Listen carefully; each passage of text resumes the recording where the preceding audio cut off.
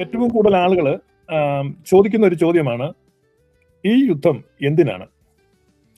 എന്നോട് ഫോൺ ചെയ്യുന്ന പ്രത്യേകിച്ച് ഇന്ത്യയിൽ നിന്നുള്ള ആളുകൾ ഏറ്റവും കൂടുതൽ ആശങ്കപ്പെടുന്നതും അനാവശ്യമായ ഒരു യുദ്ധം എന്ന നിലയ്ക്കാണ്. പ്രത്യേകിച്ച് അമേരിക്ക ലോകത്തെ യുദ്ധത്തിലേക്ക് വലിച്ചഴിച്ചിരിക്കുന്നു. തന്മൂലം പലരുടെയും യാത്രാ സ്വാതന്ത്ര്യം തടസ്സപ്പെട്ടിരിക്കുന്നു. അതുപോലെ തന്നെ ജീവിതത്തിൽ വലിയ ഭീഷണി, വിലക്കയറ്റം, പണപ്പെരുപ്പം, ഇങ്ങനെയൊക്കെയുള്ള ഒരുപാട് പ്രയാസങ്ങൾ ഇപ്പൊ സാമൂഹ്യമായും രാഷ്ട്രീയമായും സാമ്പത്തികമായും എല്ലാ മേഖലയിലും വലിയ പ്രതിസന്ധികളെ സൃഷ്ടിക്കുന്ന അനാവശ്യമായ ഒരു യുദ്ധം എന്ന നിലയ്ക്കാണ്. പ്രത്യേകിച്ച് കേരളത്തിലെ മാധ്യമങ്ങൾ നൽകുന്ന വാർത്തകളും അവതരിപ്പിക്കുന്ന ഫീച്ചറുകളും ആളുകളിൽ ഇങ്ങനെ ഒരു തെറ്റിദ്ധാരണ. കഴിഞ്ഞ ദിവസം എനിക്ക് വളരെ അടുത്ത് ബന്ധമുള്ള ഒരാളെ ഫോൺ വിളിച്ചപ്പോൾ ഞാൻ തന്നെ അത്ഭുതപ്പെട്ടു പോയി. അവർ പറയുകയാണ്, വളരെ മതപണ്ഡിതനായ വളരെ നല്ലൊരു നേതാവിനെയാണ് കൊന്നുകളഞ്ഞതെന്ന്. അപ്പൊ അത് ഈ ഏഷ്യാനെറ്റ് പോലെയും മനോരമ പോലെയും മാധ്യമം പോലെയും മീഡിയ വൺ പോലെയും ഒക്കെയുള്ള ചാനലുകളും അച്ചടി മാധ്യമങ്ങളും ദൃശ്യ ശ്രാവ്യ മാധ്യമങ്ങളും ഒക്കെ കേരളത്തിലെ ജനങ്ങളെ ഇൻഡോക്ട്രിനേറ്റ് ചെയ്തുകൊണ്ടിരിക്കുകയാണ്. Indoctrinating even at the grass root level അവരതിൽ വിജയിച്ചിരിക്കുകയാണ്. അതുകൊണ്ടാണ് എന്താണ് ഈ യുദ്ധം? 2000 ആണ്ടിന് ശേഷം, അല്ലെങ്കിൽ കൃത്യമായി പറഞ്ഞാൽ 2001 സെപ്റ്റംബർ 11 നമ്മൾ 9/11 എന്ന് അടയാളപ്പെടുത്തുന്ന 9/11 ശേഷം ലോകക്രമത്തിൽ വലിയ മാറ്റമാണ് വന്നത്. ലോകത്തിലെ അനേകരുടെ സ്വാതന്ത്ര്യം നഷ്ടപ്പെട്ടു. അന്ന് വരെ അമേരിക്കക്കാര് ഇവിടുത്തെ ഡൊമസ്റ്റിക് യാത്രകൾക്ക്, ആഭ്യന്തര വിമാന യാത്രകൾക്ക് യാതൊരുതര സെക്യൂരിറ്റി നിബന്ധനകളും ഇല്ലായിരുന്നു. നമ്മുടെ നാട്ടില് കൊട്ടാരക്കര KSRTC ബസ്സിൽ പോയി ബസ്സിൽ കയറി പോകുന്ന അത്ര ലാഘവത്തോടെ, ഈവൻ നമ്മൾ യാത്ര അയക്കാൻ ചെല്ലുന്നവർക്ക് വരെ വളരെ കൂളായിട്ട് വിമാനത്തിന്റെ അടുത്ത് വരെ ചെല്ലുവാനും, വിമാനം പുറപ്പെടുന്നതിന് അരമണിക്കൂർ മുമ്പ് വരെ വിമാനത്തിൽ പോയി ഓടിക്കേറി പോകാനും ഒക്കെയുള്ള സ്വാതന്ത്ര്യം, അങ്ങനെ സ്വാതന്ത്ര്യം എൻജോയ് ചെയ്തുകൊണ്ടിരുന്ന അമേരിക്കൻ ജനതയുടെ സ്വാതന്ത്ര്യം ഒറ്റ നിമിഷം കൊണ്ട് എടുത്തു മാറ്റപ്പെട്ടു.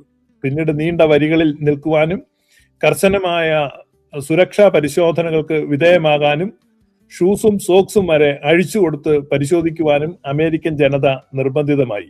ഇപ്പോൾ താൽക്കാലികമായി യാത്രാ പരിമിതികൾ അനുഭവിക്കുന്ന, അല്പം സഹിക്കേണ്ടി വരുന്ന ഗൾഫ് സെക്ടറിലെ യാത്രക്കാര് പഴി പറയുമ്പോൾ സമാധാനമായും സന്തോഷമായും സ്വാതന്ത്ര്യത്തോടെ കഴിഞ്ഞിരുന്ന അമേരിക്കൻ ജനതയുടെ സ്വാതന്ത്ര്യത്തിന്റെ മേൽ കരിനിഴൽ വീഴ്ത്തുകയും ലോകം മുഴുവൻ തന്നെ അതോടനുബന്ധിച്ച് വിമാനയാത്രയ്ക്ക് അനുബന്ധിച്ചുള്ള സുരക്ഷാ ക്രമീകരണങ്ങൾ എലിവേറ്റ് ചെയ്യാൻ എല്ലാ ഏജൻസികളും നിർബന്ധിതമായി.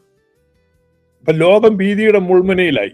ഇപ്പൊ 2001 സെപ്റ്റംബർ 11 ലോക ചരിത്രത്തിൽ അടയാളപ്പെടുത്തുന്ന വർഷമാണ്. കാരണം ലോകക്രമത്തെ മാറ്റിവെച്ചു. അതുകൊണ്ട് 2001 സെപ്റ്റംബർ 11 ശേഷം നടന്ന ഭീകര ആക്രമണങ്ങൾ, ലോകത്ത് ഇറാഖിലെ തിക്രത്തില് 1700 പേര് കൊല്ലപ്പെടുകയാണ് 2014 ഇസ്ലാമിക് സ്റ്റേറ്റ് ഭീകരന്മാരാണ്. ഇതൊക്കെ ഔദ്യോഗികമായി കിട്ടുന്ന ഡെത്ത് ടോളാണ്. ഒരുപക്ഷെ ആക്ച്വൽ സംഖ്യ അതിനേക്കാളേറെ വളരെ ഉയർന്നതായിരിക്കും. പിന്നെയുള്ളത് സിഞ്ചാർ കൂട്ടക്കൊലയാണ്. സിഞ്ചാർ കൂട്ടക്കൊല 2014 1500 പേര് കൊല്ലപ്പെട്ടു. അതും ഇസ്ലാമിക് സ്റ്റേറ്റ് ആണ് നടത്തിയത്. ഇറാഖിലെ മൊസൂളില് ബാദുഷ് പ്രിസൺ കൂട്ടക്കൊല, അത് 670 പേരാണ് കൊല്ലപ്പെട്ടത്. അതുപോലെ 2015 അൽ ഷബാബ് എന്ന ഭീകര സംഘടന ഗാരിസ യൂണിവേഴ്സിറ്റി കോളേജ് അറ്റാക്ക്, കെനിയയിലെ ഗാരിസ യൂണിവേഴ്സിറ്റിയിൽ അവർ നടത്തിയ ആക്രമണത്തിൽ 148 പേരാണ് കൊല്ലപ്പെട്ടത്. ശ്രീലങ്കയിലെ ഈസ്റ്റർ ദിനം പള്ളിക്കകത്തുണ്ടായ ബോംബ് സ്ഫോടനങ്ങൾ ഇന്ന് നമ്മുടെ മനസ്സിൽ നിന്ന് മാഞ്ഞു പോയിട്ടില്ല. 259 പേരാണ് 270 പേര് കൊല്ലപ്പെട്ടു ശ്രീലങ്കയിൽ 2019. ഞാനിത് ചിലത് മാത്രം, പെട്ടെന്ന് ഓർമ്മയിൽ വരുന്ന ചിലത് മാത്രമാണ് പറയുന്നത്. ഇതിനിടയിൽ എത്രയോ ചെറിയ അതായത് 20-ൽ താഴെയൊക്കെ ആളുകൾ കൊല്ലപ്പെട്ട ഒരുപാട് സംഭവങ്ങളുണ്ട്. എല്ലാം ഓർത്തെടുക്കാൻ പറ്റുന്നില്ല. ഓർത്തെടുക്കാൻ പറ്റുന്നതിന് ബാലി ഇന്തോനേഷ്യയിൽ 2002 നടന്ന ഒരു ബോംബിംഗ് ഇതുണ്ടായിരുന്നു, പരമ്പര. അതിനകത്ത് 202 പേര് കൊല്ലപ്പെട്ടിട്ടുണ്ട്. അതുപോലെ തന്നെ സ്പെയിനില് മാഡ്രിഡില് ട്രെയിനിൽ ഉണ്ടായ ബോംബ് സ്ഫോടനം 193 പേര് കൊല്ലപ്പെട്ടത് 2004 അതുപോലെ തന്നെ ബേനസീർ ഭൂട്ടോ കൊലപാതകത്തെ തുടർന്നുണ്ടായ ബോംബിംഗ് 180 പേര് പാകിസ്ഥാനിൽ കൊല്ലപ്പെട്ടു. കാബൂൾ എയർപോർട്ടിലെ ബോംബിംഗ് 2021 183 പേരിൽ കൂടുതൽ കൊല്ലപ്പെട്ടു. അതുപോലെ നമ്മുടെ ഇന്ത്യയുടെ ഹൃദയം മുറിച്ചു കളഞ്ഞ ബോംബെ അറ്റാക്ക്, അത് 2008 166 പേരാണെന്ന് ബോംബെയിൽ കൊല്ലപ്പെട്ട താജ് ഹോട്ടലൊക്കെ ആക്രമിച്ചത് ലഷ്കർ തോയ്ബ തീവ്രവാദികളാണ്. അതുപോലെ തന്നെ അഫ്ഗാനിസ്ഥാനിലെ ക്യാമ്പ് ചാപ്മാൻ അറ്റാക്ക്, അതുപോലെ തന്നെ പാരീസിൽ നടന്ന ആക്രമണം 2015 ലോക മനസാക്ഷിയെ ഞെട്ടിച്ചു കളഞ്ഞാണ്. കാരണം സഞ്ചാരികളുടെ പ്രതീക്ഷയായിട്ടും ഫാഷന്റെ തലസ്ഥാനമായിട്ടും ഒക്കെ വാഴ്ത്തപ്പെടുന്ന സുരക്ഷിത നഗരമായി കരുതിയിരുന്ന പാരീസിലാണ് അറ്റാക്ക് ഉണ്ടായത്. 2015 130 പേര് കൊല്ലപ്പെട്ടു. അതുപോലെ തന്നെ ഫ്രാൻസില് ഈ ട്രക്ക് കയറ്റി ആൾക്കൂട്ടത്തിലേക്ക് ലോറി ഓടിച്ചു കയറ്റി ഏറെക്കുറെ 86 പേരെ കൊന്ന സംഭവം 2016 ഉണ്ടായത്. അതുപോലെ നോർവേയില് 2011 ഉണ്ടായ അറ്റാക്കിൽ 77 പേര് കൊല്ലപ്പെട്ടു. ഇതെല്ലാം നമ്മൾ പത്രത്തിൽ വായിക്കും, ടിവിയിൽ കാണും, 2 ദിവസം കൊണ്ട് അത് മറന്നുപോകും, നമ്മുടെ വിസ്മൃതിയിലേക്ക് പോവാണ്. അതുപോലെ വെസ്റ്റിഗേറ്റ് മാൾ കെനിയയിൽ 2013 67 പേര് കൊല്ലപ്പെട്ടെ. ലണ്ടനിൽ ഉണ്ടായ ബോംബിങ് നമ്മൾ ഓർക്കുന്നുണ്ട്. ലണ്ടനിൽ ട്രെയിനും ബസ്സും ഒക്കെ ഇങ്ങനെ പൊട്ടിത്തെറിച്ചെടുക്കുന്ന പടം. ഞാൻ കുറെ നാൾ ലണ്ടനിൽ താമസിച്ചാണ്, ഇന്നും എന്റെ മനസ്സിൽ ആ ചിത്രങ്ങളൊക്കെ ഉണ്ട്. ലണ്ടനിലെ ചുവന്ന ബസ്സുകളൊക്കെ പൊട്ടിച്ചെതറി കിടക്കുന്ന ചിത്രങ്ങൾ. 2005 അത് 52 പേര് കൊല്ലപ്പെട്ടു. ഓർലാൻഡോയിലെ നൈറ്റ് ക്ലബിലോട്ട് വെടിവെച്ച് നമ്മൾ ഇന്ന് ഓർക്കുന്നുണ്ട്, 49 പേര് കൊല്ലപ്പെട്ടു. ബോസ്റ്റൺ മാരത്തോൺ നടക്കുമ്പോൾ ബോസ്റ്റണിൽ ആക്രമണം ഉണ്ടായി, അധികം പേര് കൊല്ലപ്പെട്ടില്ല, 3 പേര് കൊല്ലപ്പെട്ടു. എങ്കിലും അത് അമേരിക്കയെ ഞെട്ടിച്ച ഒരു സംഭവമാണ്. എത്ര ആക്രമണങ്ങളാണ്. ഏറ്റവും ഒടുവിൽ സിറിയയിലെ ഓർത്തഡോക്സ് പള്ളിയിൽ കഴിഞ്ഞ വർഷം നടത്തിയ ആക്രമണത്തിൽ 50-ലധികം പേര് കൊല്ലപ്പെട്ടു. സിറിയയിലെ ക്രിസ്ത്യൻ സമൂഹം ഒന്നാമത് മെലിഞ്ഞ് ഇല്ലാതെ ആയിരിക്കാണ്. അതിനിടയ്ക്കാണ് ഈ വീണ്ടും ആക്രമണം ഉണ്ടാകുന്നത്. അപ്പൊ എത്ര ആക്രമണമാണ്. മലേഷ്യൻ ഫ്ലൈറ്റ് വെടിവെച്ചിട്ട് 298 പേര് കൊല്ലപ്പെട്ടത് 2014 നമ്മൾ ഇങ്ങനെ പറയാൻ തുടങ്ങിക്കഴിഞ്ഞാൽ ഇന്നത്തെ ഈ ലൈവിൽ മുഴുവൻ ഇരുന്ന് ഞാൻ ഇങ്ങനെ കണക്ക് പറയേണ്ടി വരും. ഞാനൊന്ന് ഓർമ്മപ്പെടുത്താൻ വേണ്ടി ഈ ആക്രമണങ്ങള് ഒന്ന് ഓർമ്മപ്പെടുത്തുകയാണ്. കാരണം നമുക്ക് പെട്ടെന്ന് മറവിയുണ്ട്, മനുഷ്യ സഹജമാണ്. മറവി എന്ന് പറഞ്ഞാൽ മനുഷ്യ സഹജം, പെട്ടെന്ന് മറന്നു പോവാണ്. എത്ര പള്ളികൾക്കുള്ളിൽ ഈസ്റ്റർ ദിനത്തിലും ക്രിസ്തുമസ് ദിനത്തിലും നോമ്പ് കാലയളവിലും ഒക്കെ എത്രയോ ക്രിസ്ത്യൻ പള്ളികൾക്കകത്ത് ആക്രമണം ഉണ്ടായി.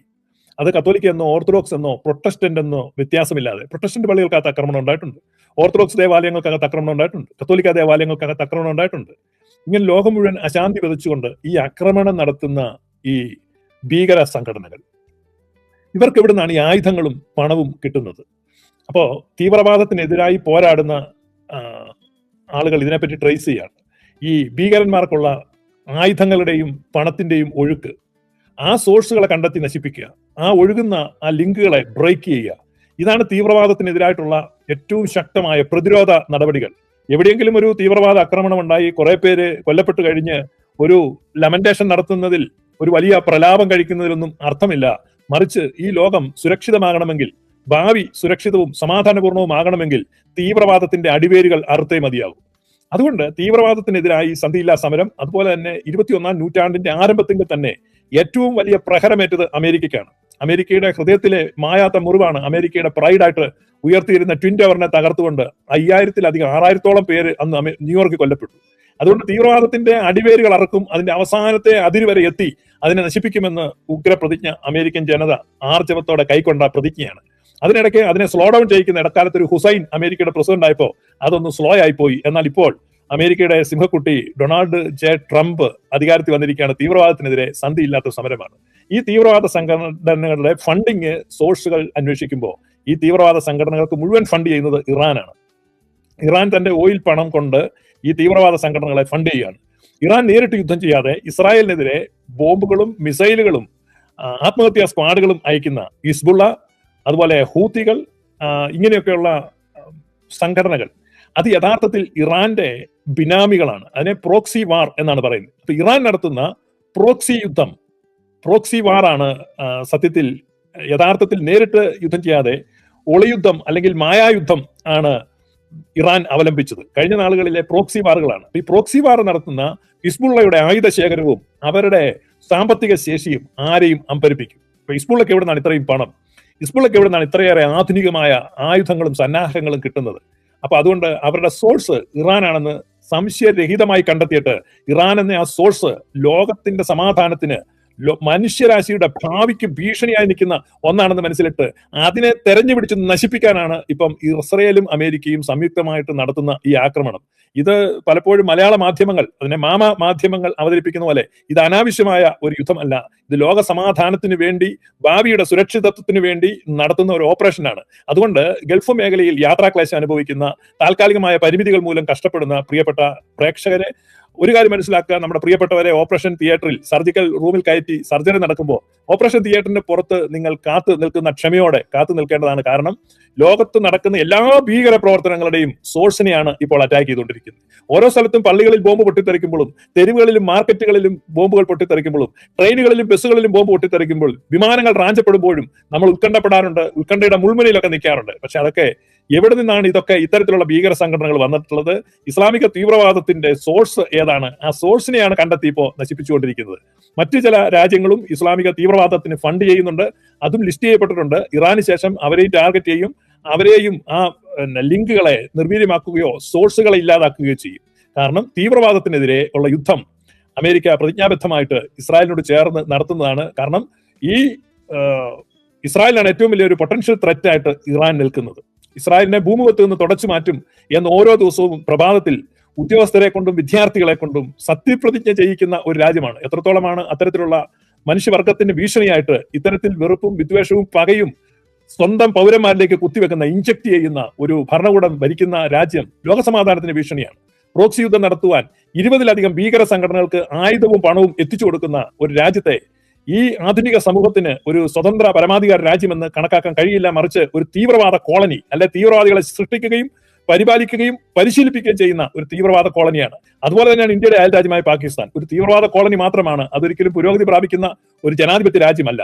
ഇതൊക്കെ ലോകസമാധാനത്തിന് ഭീഷണിയായിട്ടുള്ള ഒരു ആശയത്തിന്റെ അടിസ്ഥാനത്തിൽ ലോകത്തെ നശിപ്പിക്കാൻ ഇറങ്ങിയിരിക്കുന്നതാണ്. അപ്പൊ അതിനെ ചില സമയത്ത് ഇത്തരത്തിലുള്ള ഒരു സൈനിക നടപടികളിലൂടെ മാത്രമേ അതിനെ നിർവീര്യമാക്കാൻ കഴിയുകയുള്ളൂ എന്ന് ബോധ്യപ്പെട്ടതുകൊണ്ട് അനിവാര്യമായ സൈനിക നടപടികളിലേക്ക് നീങ്ങുവാൻ, അത് കഷ്ടങ്ങളും നഷ്ടങ്ങളും പ്രയാസങ്ങളും സാമ്പത്തിക ബാധ്യതയും ഒക്കെ തങ്ങൾക്ക് വരുത്തി വെക്കും എന്നറിഞ്ഞിട്ട് തന്നെയാണ് അമേരിക്കയും ഇസ്രായേലും സംയുക്തമായിട്ട് ഈ ഇറാൻ റെയ്ഡ് നടത്തിക്കൊണ്ടിരിക്കുന്നത്. അതുകൊണ്ട് ഈ യുദ്ധം ഉടനെ അവസാനിക്കില്ല. ഇറാന്റെ അവസാനത്തെ തരി തീവ്രവാദ പിന്തുണ നൽകുന്ന സോഴ്സുകളെ നശിപ്പിച്ചിട്ട് മാത്രമേ അവർ പിന്തിരിയുകയുള്ളൂ. അതുകൊണ്ടാണ് ഈ യുദ്ധം, എന്തുകൊണ്ടാണ് ഈ യുദ്ധം അനാവശ്യമല്ലേ എന്ന് പലരും ചോദിക്കുന്നു.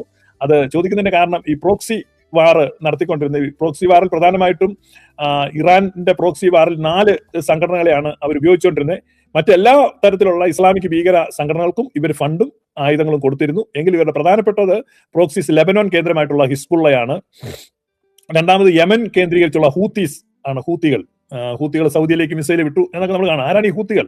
ഇറാൻ തന്നെയാണ് ഈ ഹൂത്തി. ആരാണ് ഹിസ്ബുള്ള? ഇറാൻ തന്നെയാണ് ഹിസ്ബുള്ള. അതുപോലെ പോപ്പുലർ മൊബിലൈസേഷൻ ഫോഴ്സ് എന്ന് പറഞ്ഞ ഇറാഖിൽ PMF ഈ 2026 PMF ആക്രമണങ്ങൾ നടത്തുന്നുണ്ട്.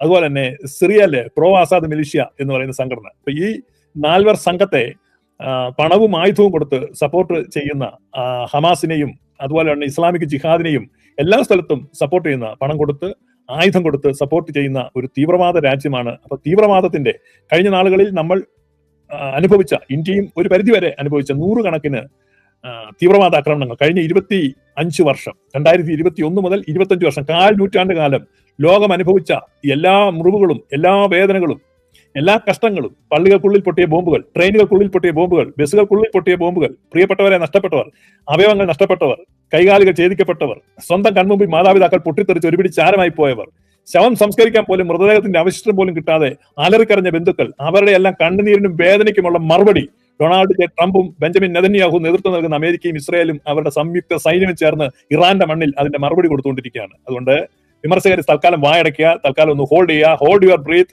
Wait outside. ഇവിടെ ഒരു സർജറി നടന്നുകൊണ്ടിരിക്കുകയാണ്, അത് മാത്രമാണ് പറയാനുള്ളത്. കുറെ ബുദ്ധിജീവികളൊക്കെ ഇറങ്ങിയിട്ടുണ്ട്. Hold your breath. ഇത് സർജറിയാണ് നടക്കുന്നത്. ലോകത്തിന്റെ ഭാവിക്ക് വേണ്ടി, ആരോഗ്യത്തിന് വേണ്ടി, നന്മയ്ക്ക് വേണ്ടി, സൗഖ്യത്തിന് വേണ്ടി നടക്കുന്ന ഒരു സർജറിയാണ്. ഇത് ഇന്നവിറ്റബിൾ ആണ്, ഒഴിവാക്കാൻ പറ്റാത്ത സാഹചര്യത്തിലാണ് ഇത് ചെയ്യുന്നത്. അത് ജസ്റ്റ് എന്നോട് പല ആളുകളും ചോദിക്കുന്നു, ഓരോരുത്തരോടും വ്യക്തിപരമായിട്ട് പറയാൻ ടൈം ഇല്ലാത്തതുകൊണ്ട് ഈ ലൈവിൽ ഇങ്ങനെ ചെയ്തതേ ഉള്ളൂ. ഈ സംശയം ചോദിക്കുന്നവർക്ക് ഈ ലിങ്ക് ഷെയർ ചെയ്യാൻ വേണ്ടിയാണ് ഇത് പറഞ്ഞത്.